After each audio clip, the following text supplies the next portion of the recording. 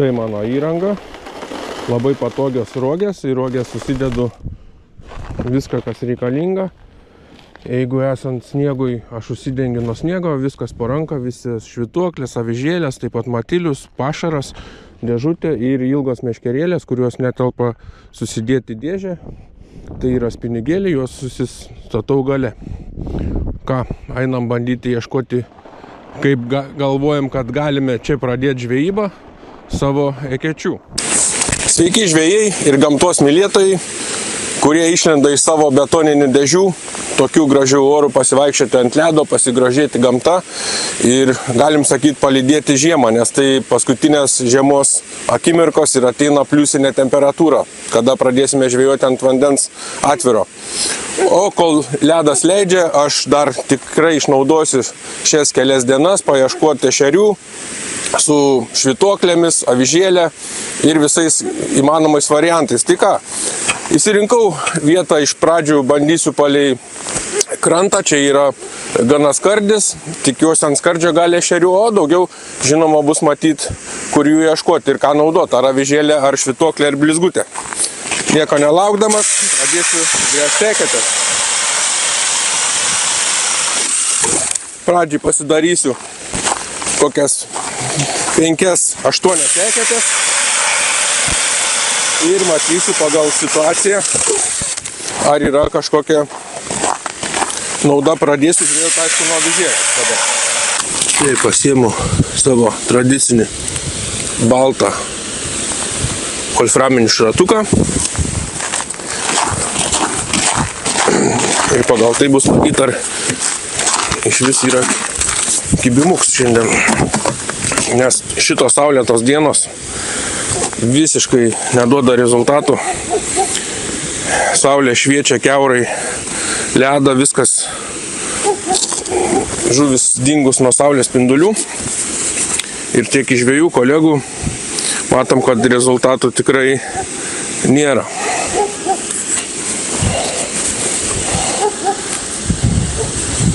Kabinam matiliuką.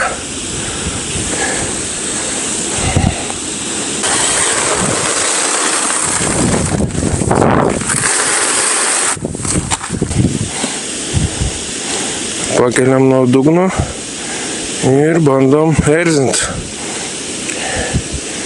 Ir žiūrėti, ar čia kas gyveno toje eketėje.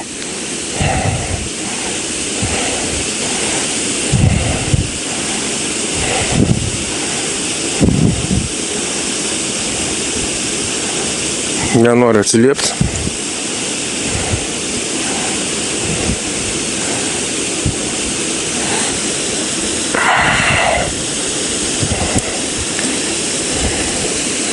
Kolegas buvo žvejoti ant 7 metrų gylio, įleido dyperį. Mato, kad visa žuvis 2 metrai nuo ledo. Ant tiek pakilus. Tai skaityk, tu ant dugno gali judinti nejudinęs. Ten nieko nėra.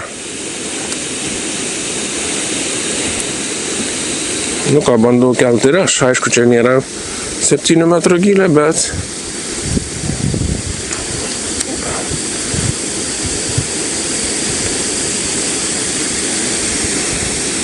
nu ką, nesėkmingai.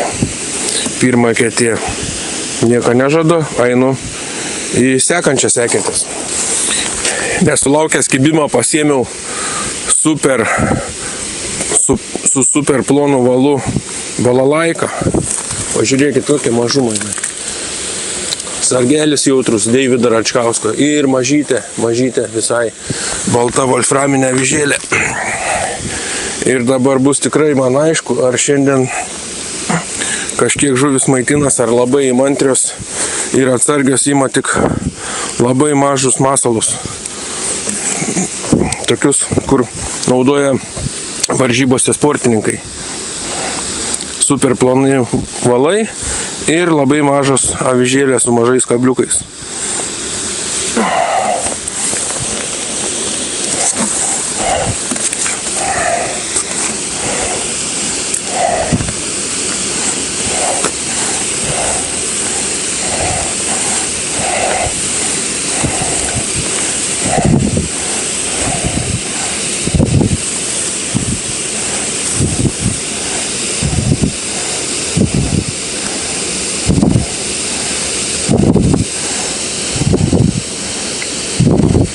Aš manau, jeigu čia kas gyvena, turi atsiliepti tokį pasiūlymą.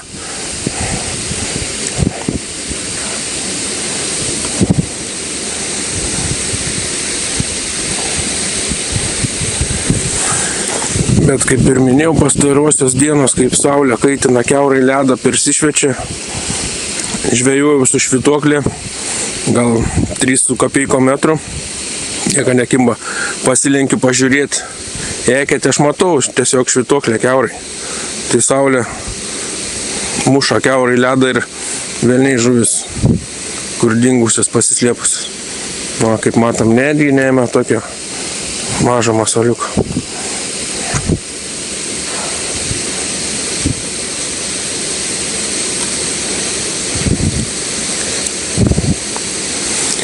Neužsisėdėsiu ir eisiu toliau ieškoti žuvies. Opa! Kažkas susigundė mano mažąją vyžėlę. Plėšti negalim. O, prašau, yra. Reikia paduoti, kai neaktyvus mažą masalą, kad susidomėtų. Tai va, koks gražuolis.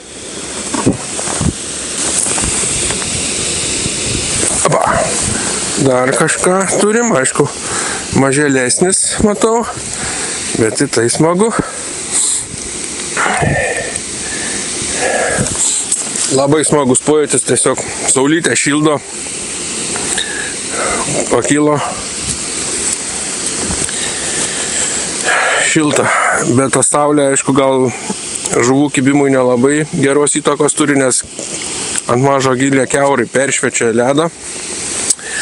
Dar pamėginsiu čia ir bandysiu eiti, kur yra šiek tiek daugiau sniego, nes ežero viena pusė yra beveik sniego nėra, o šitoj daly yra dar sniego, tai eisiu, kur vien tik sniegas.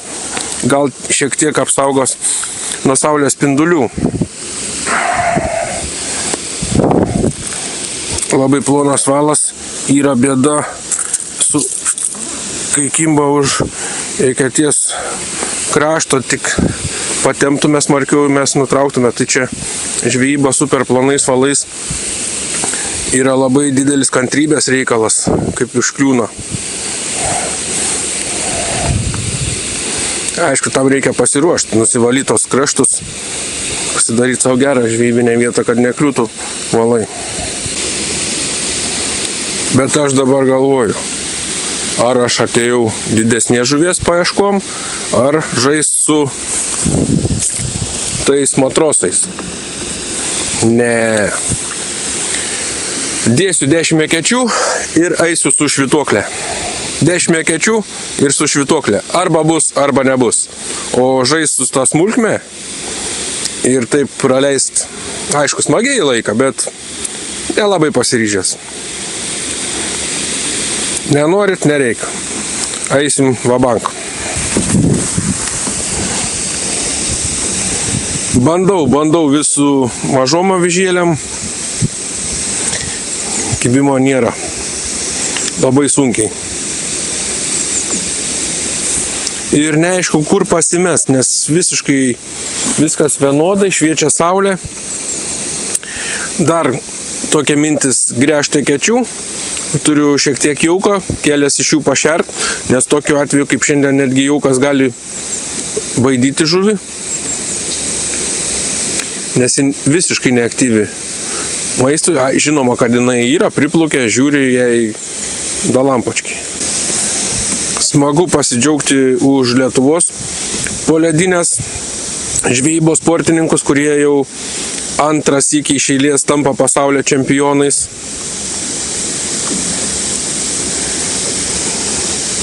Poledinėse varžybose teko ir man dalyvauti ne vieną sykį. Šitą savo sezoną uždariau dėl to, kad nušaliau 3 pirštus žvejyboje, kai buvo varžybos prie -15 šalčio. Ir paskui galvoju, kad aš dėl to tokio malonumo galiu būti neįgalus su be pirštų galų, tai tai nusprendžiau baigti. Bet širdį visada yra noras dar sudalyvauti vienose ar kitose varžybose. Taigi, pietų pertrauka ir aš su savim šitose rogėse vežiojusi virduliuką, mažą sulankstomą dujinę viryklę ir taip pat tokį rinkinį, kurį sudaro 2 podeliai. Į podelio vidų įsidedi kavą, cukrų ar medų. Čia 2 žmonėms šaukštelis ir pasidariau kavos. Atsigersiu, saulutė užkasiu pyragaičio medutis, pasisaldinsiu gyvenimą ir svajosiu, kaip pagauti šiandien savo įsvajotąją žuvį. Na ką, žvejai, skanių pietų kas valgo, arbatos, kavos ir bandom žvejoti toliau. Geriam kavytę ir žvejojam. Oras nuostabus. Aš jau striukę pasidėjau į automobilį, nes yra per karšta. Grynas pavasaris alsuoja nugarą. Žvejus, kurie ruošiasi vasaros sezonui, kviečiu atvykti į parodą Viskas karpių žūkliai, kuri vyks šeštadienį, sekmadienį. Tai yra kovo 1-2 dieną prie Kauno akademijoje. Apsižiūrėti savo naujų žūklės įrankių, gultų, kėdžių ar kitos karpinės įrangos. Trukdo, ne? Užnes būtent pabendrauti su žvejais, pamatyti naujovių ir kitokių dalykų ir ruošti šiltajam sezonui. Kas netvyks, visą produkciją gali pamatyti internete viskasžvejų.lt, o Šiauliuose fizinėje parduotuvėje Serbentų gatvė 92 ir Vairo gatvė 3. Taigi tokią saulėtą dieną neįsivaizduoju, ką čia kabinti ir ką pasiūlyti, nes visiškai nevalgo. Kaip matom, švytuoklių, blizgučių yra pilna.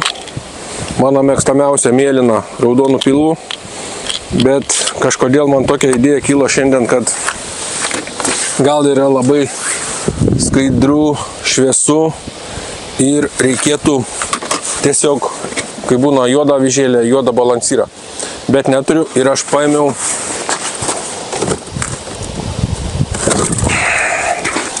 nuėjęs į automobilį, pasigaminau juodą švytuoklę. Nebežinau, ką daryti. Ir manau, gal paskutinis įsigelbimas bus juoda švytuoklė su raudonu pilvu. Taigi mėginam, neprarandam vilties, oras geras, nuotaika gera ir paskutinės žiemos dienos ant ledo. Esu pasigrėžėvęs apie 10 eketėlių ir pabandysim jas praeit su švytuoklė, kur pasigaminau, nepasigaminau, aš ją tiesiog nuspalvinau tamsiai. Ar tai duos kažkokį rezultatą, ar neduos.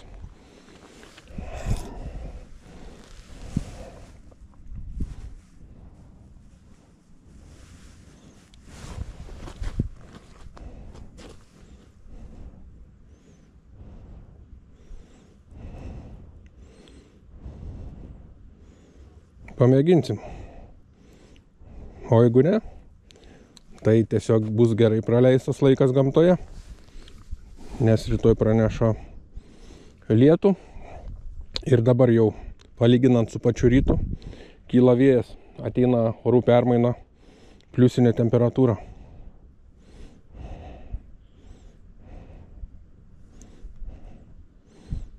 Čia buvo prišerta batonų žvejys nuėjo, kuris gaudo su plūdinė. Kojytės, tik tais 2 te pagavo su plūdelė. Tai ką kalbėt apie švytuoklę,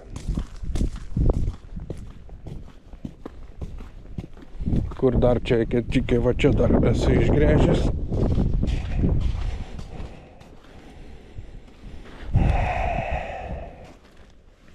Gylis nieko nesiskiria. Biškį pakeliam sprindį nuo dugno ir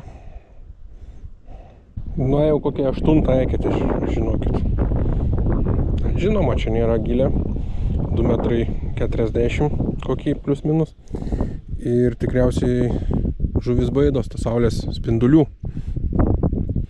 Reikėtų ieškoti ežeruose, kur 8 metrai ir daugiau gal gylis, nes kolegos gaudė ir minėjo, kad tokiam gilį ir žuvis aukščiau.